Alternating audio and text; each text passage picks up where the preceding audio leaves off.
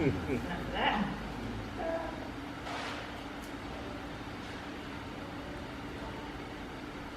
Okay. So now I just wanted to play you a clip from one of the David Attenborough programs on just general interesting frog calling behaviors.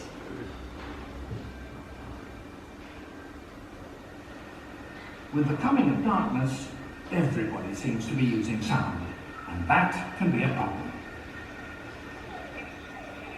In the Panama swamp, 15 different species of frog are starting to sing. In this tumult, it's very difficult to make yourself heard. The males of this species, starting on their serenades, carefully time their calls to fit in between those of their neighbours.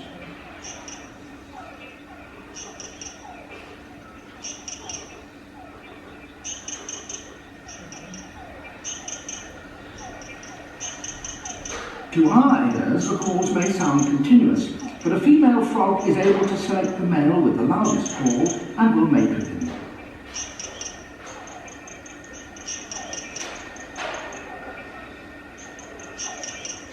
Males of this species, however, deliberately jam one another.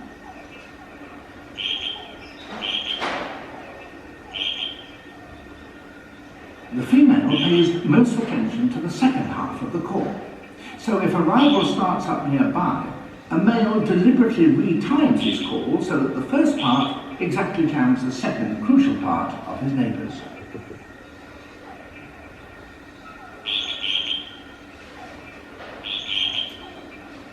A male, frustrated in this way, will resort to violence, but the intruder goes on calling even as they wrestle.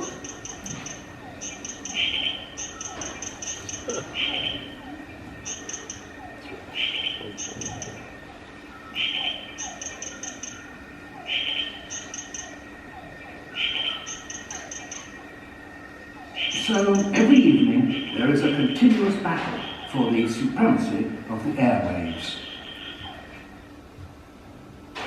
Okay, so one question probably a number of you are thinking about is, so why do we bother studying frogs? I mean, they're cute and they're fascinating, but who cares really? Well, I'll just give you one example of one of the interesting things that we've learned from doing research on frogs. Now, they have somewhat more simple neurological circuitry than we do, which makes it easier to sort of dissect how the brain works a little more easily.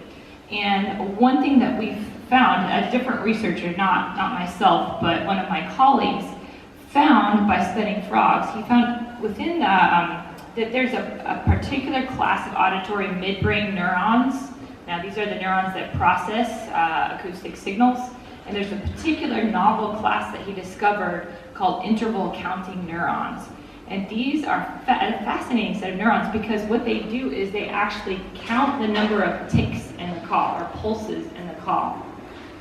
And the neuron will not, each type of interval counting neuron will not depolarize or fire until it reaches a threshold number of ticks or pulses.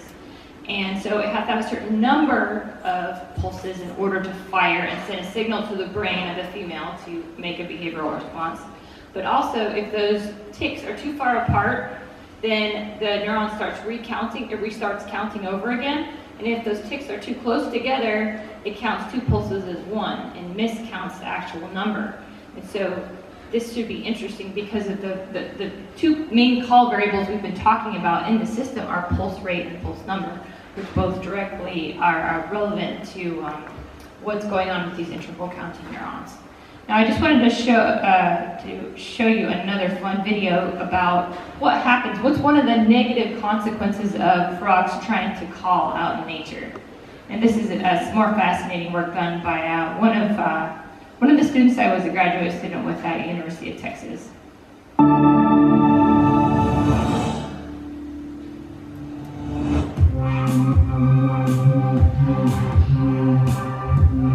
My name is Rachel Page. I'm a staff scientist at the Smithsonian Tropical Research Institute in Canada. I study predator-prey interactions, and one of the cool things that I study, I look at this bat that feeds on frogs. known as the fringelet bat or the frog-eating bat. It uses the advertisement calls that frogs make to attract their mates, to find frogs. So in order to get a mate, this frog has to produce a loud, conspicuous advertisement call. But by doing so, it's then putting itself vulnerable to predators like frog-eating bats. And this is a neat situation because it's a conundrum that many animals face in nature. It's this tug between natural selection on the one hand and sexual selection on the other hand. What we do is go out into the rainforest at night, and we set up mist nets near streams and small ponds, and we net until we catch the species we're interested in, the frog-eating bat. Once we catch this bat, we bring it back to a large outdoor flight cage in the forest edge, and we run a whole bunch of behavioral tests. Most of them involve speakers. We broadcast frog call from the speaker. We look at how the bat responds. We videotape responses with infrared video cameras. One of the most interesting things that we've discovered is that bats are actually very flexible and very quick learners. Just by listening to the frog mating call, they can tell if it's a palatable species of frog or a poisonous species of frog. And not only that, they can rapidly readjust these associations given new information. They also can learn very quickly from other bats, so just by social learning, they can quickly change the associations they have. So there's a number of reasons why this kind of work is important. For one, it's just fascinating to know what the animals do in the natural world around us. But another is, in terms of conservation, we can't preserve the natural history that surrounds us without knowing more about it. I was always interested in animals and in the natural world growing up. I was one of those kids who had tons and tons of bizarre pets. I think the most exciting moment was actually the first time I saw these bats in the tropics, and I was catching these frog-eating bats for the first time. I brought them into the flight cage, played them a frog call, and it was incredible to watch because you saw these amazing ear motions that tracked the frog call. And then you saw the bat fly right to the speaker and look for the frog that it assumed was inside the speaker. And it was just this amazing moment of thinking, wow, these are incredible animals, and what questions can I ask?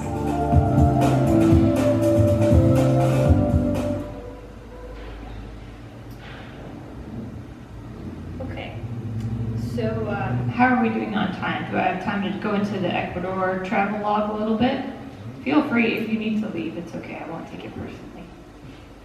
Okay, great. Let's take this second to switch back to full screen.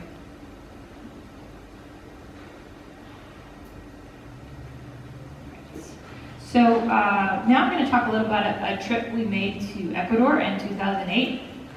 My husband and I have 3 small children now, so this trip was before kids. And we were able to go to some really interesting places in Ecuador, ranging from the Amazonia to the cloud forest. And we did this with the guidance of a colleague of mine from grad school, also from Texas, who is now a curator of herpetology at the Pontifical Universidad Católica in Quito. And so he's kind of the god of frogs in Ecuador now. And so it was great to go out in the field with him because he knew where everything was. So here's a map that is not in English showing Ecuador. I had a terrible time just finding a high resolution map of South America for some reason. But anyway, just to orient you, there's Ecuador. Here's a zoom in on Ecuador showing the full country. And we flew into Quito up here and then drove across the Andes. On our first trip, we drove across the Andes and then dropped down into the Amazon basin, which is over here on this side. Okay, so just zooming in further. So the diversity of amphibians is shown here, divided by region. So you can see here that in blue, the species diversity of frogs in the Andes is the highest. So up is, surprisingly, you'd think the Amazon would be the most diverse, but it's actually up in the Andes where species diversity is highest. And if you look at the cumulative number of species described in Ecuador through time, so the x-axis is through time all the way up to 2006 or so, this is a little bit old graph now, still there are new species of amphibians being discovered in Ecuador all the time at a pretty high rate. In fact, my colleague Santiago Ron, the curator, he was so backed up on species descriptions that he didn't have time to write his regular research papers because they're trying to describe these species because unfortunately maybe you've heard of the chytrid fungus, which has affected amphibian populations around the world and driven many species extinct, actually. It's a type of fungus that infects the skin of adult frogs and the mouth parts of tadpoles. It eats keratin, basically. And it can quickly drive a population to extinction and also an entire species. So there's a wave of chytrid that spread through Central America in the 70s and 80s and wiped out quite a few species. And currently, with the effects of climate change, unfortunately, there are increasing number of amphibian species that are vulnerable because this fungus has a specific range of temperatures at which it can survive. But when, with the shifting climate change, new species are now being exposed to the fungus for the first time, and if they don't have an innate way to resist it, they get wiped out pretty quickly. Okay, so anyway, Santiago is trying to describe these species as they're going extinct, and they're preserving as many as they can in captive colonies, but there's a lot that they can't do. So this graph here just shows some of the different ecoregions in Ecuador, and we focused on the area in red down in the Amazon. So this picture here shows some pictures of some of the photographs from Ecuador. This is one of the airlines we flew on. In fact, one of them we flew on kind of made me nervous. The name of the airline was Icaro in Ecuador. Does anyone know the story of Daedalus and Icarus? Yes, it's about Icarus who wanted to get close to the sun. I think he was in love with the sun. It's a Greek mythology story, and so he made wings that involved sticking material together with wax and flew toward the sun, and the sun melted it, and he fell out of the sky and died. So that was our airline name. So that kind of made me nervous. Here's some photographs of flying over the Amazon, and this is a picture of cloud forest, which I'll talk about later. So again, we drove over the Andes Mountains and into Yasuni National Park in the Amazon. And this drive really should have only taken about 4 hours given the distance, but the roads are so bad in Ecuador, and I mean bad, like huge potholes in the roads, that we had to drive very slowly, and then our truck broke down right at the end as well. So this is Santiago, my collaborator. This is what a rest stop looks like in rural Ecuador. And this is a quick shop in rural Ecuador. They are roasting guinea pigs for snacks, roadside snacks right there. So we didn't end up tasting one. Apparently they roast them with the hair and everything, and you just rub it off and eat it. And then this was the ferry crossing, and this part I thought we might die here.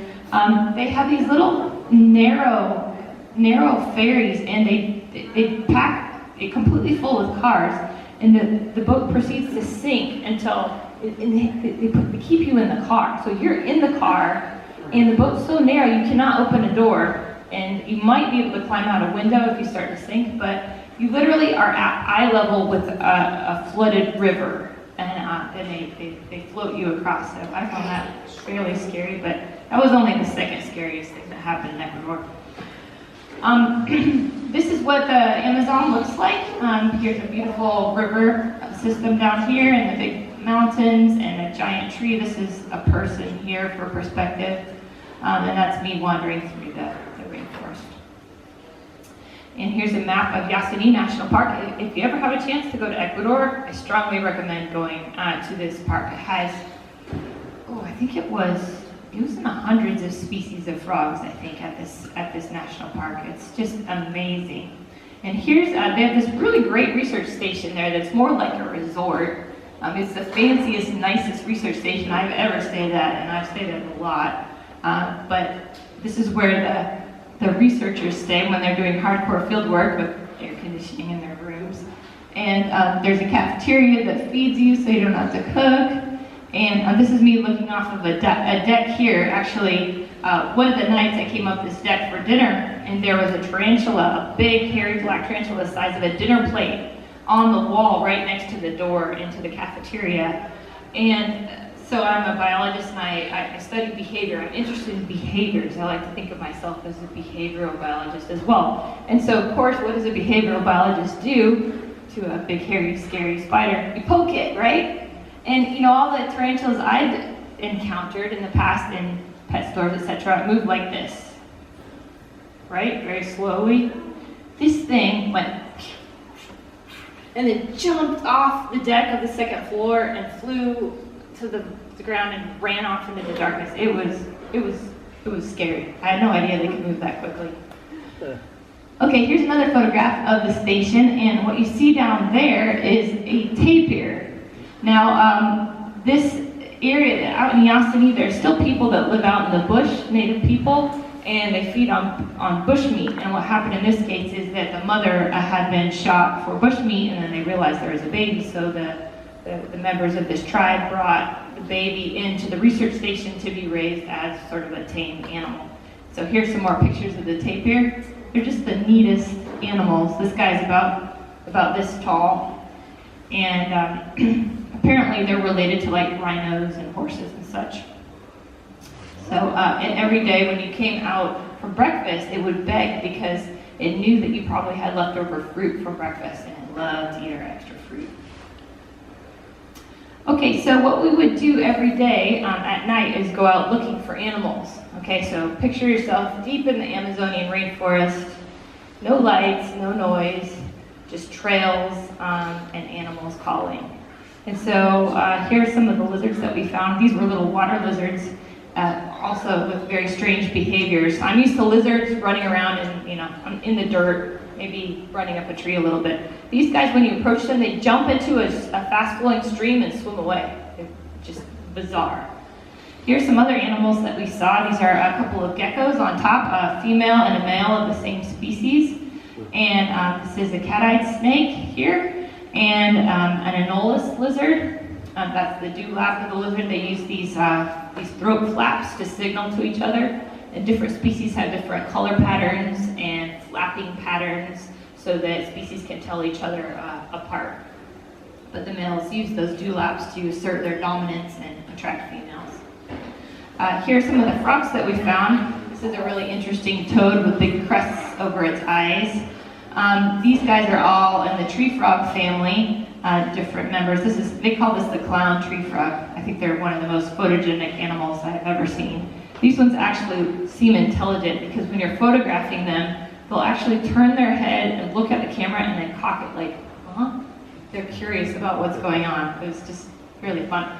Here's a detail of a tree frog and its big, huge toe pads that help them to climb high up in the trees. Here's some more frogs. This one has these interesting spikes over the eyes here. This one had a neat throat and belly pattern, probably used for visual signals to females. Here's a tree frog. This is a Medusa, which is a very slow-moving frog. They kind of move. Their feet are sort of shaped like chameleon feet, and they move slowly on branches. And I was trying to figure out how they could be this sort of slow and lazy but still survive out in nature. But then I tried to photograph one, and even if I got within a couple of feet of this frog trying to photograph it, my eyes would start watering and I would start coughing uncontrollably because they clearly have toxins in their skin that are very potent. So even if you breathe the air around them, it would be a predatory deterrent. Here are another couple species. This is that Medusa again, the one that makes me cough, just with a really angry look. They have these neat vertical pupils that make them look especially dangerous, even though they're not. And then this is a big Lepidodactylus. These are about the size of a small basketball, and they have these little patterns on their mouth that they sort of imitate teeth. And so when you poke them too much, they do this defensive display here like this where they puff up and stand up on their legs and they make this growling noise that sounds really scary. So I would say that reaction works pretty well to scare off predators. And then we also found some members of the poison frog family. And so just wild guess, all three of these species here, these are three different species, all three are members of the family Dendrobatidae, the poison frogs. But only one is not toxic because there are some non-toxic members of the poison frog family and some toxic members of the poison frog family. Any guesses which one is the non-toxic one? Okay, yep, you're guessing this one, right? So it's funny because there's a really strong correlation between conspicuousness of the color pattern and toxicity. So the brightly colored animals are advertising that they're toxic, and the dull ones are just trying to hide and stay away from predators because they are not producing toxins in their skin. So there's all kinds of interesting things I could say about poison frogs, but there's not enough time here. So we went to a second site, and this was up in cloud forest in Ecuador. And this is a blow-up of that cloud forest picture that I showed earlier. And you can see how this area gets its name. It's higher in elevation, or up in the mountains, and high humidity, cooler temperatures, etc. And here's a beautiful fern tree up in the mountains of the cloud forest. So what we were trying to do on this trip is less of a general collection like we did down in Yosemite National Park, and more of a specific mission to go study one species.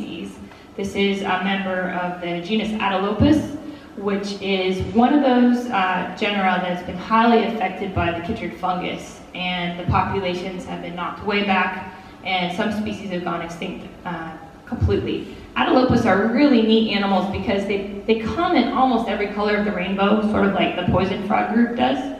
But Atelopus are in the toad family. They don't look at all like toads, but they're in that family, but they have the color patterns of a lot of the poison frogs, the bright ones. So it's really kind of sad that we've lost so many of these species.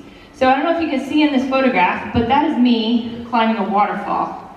And so our guide was not my friend Santiago, but one of his students on this trip. And this guy brought us out here to this remote location where the nearest hospital is about a 12-hour drive away. And he did not bring any safety equipment like ropes or harnesses or stretchers, etc. And because the vegetation is so thick on these mountains, the only way to access climbing up a mountain is by climbing up the streams.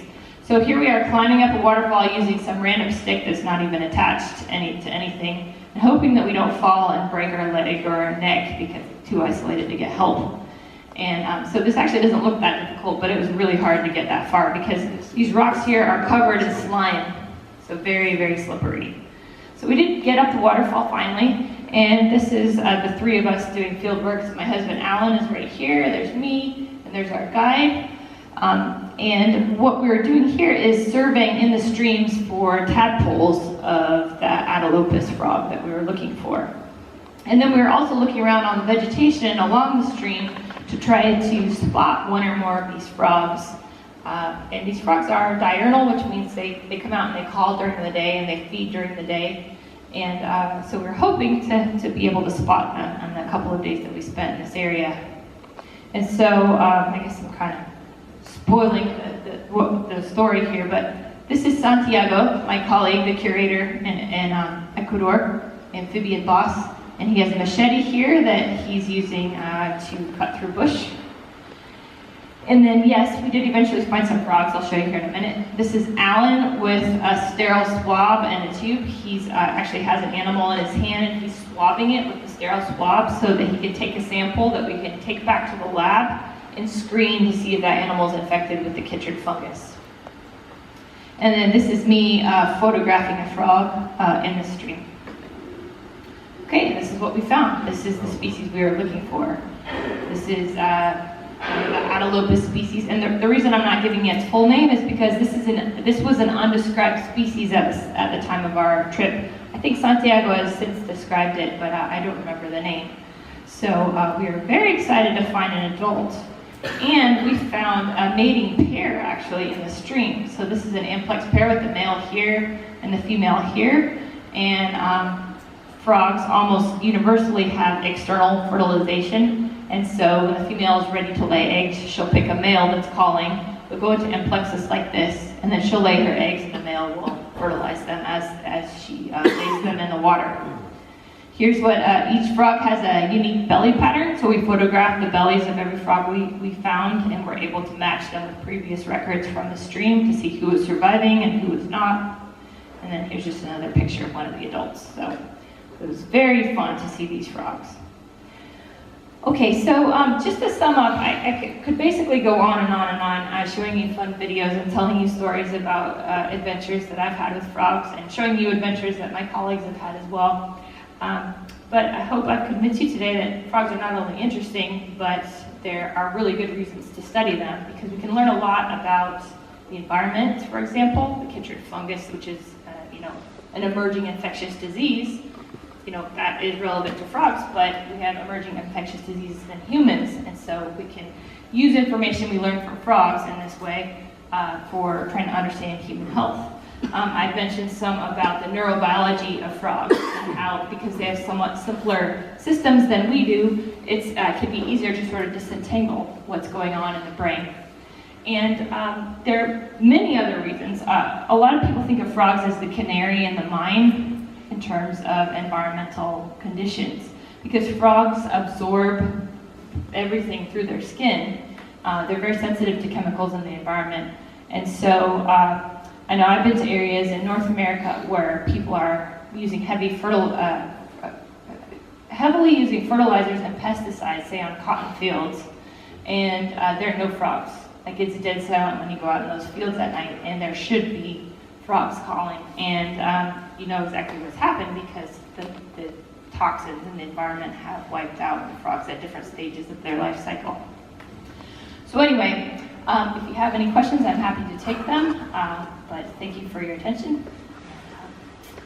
Thank you.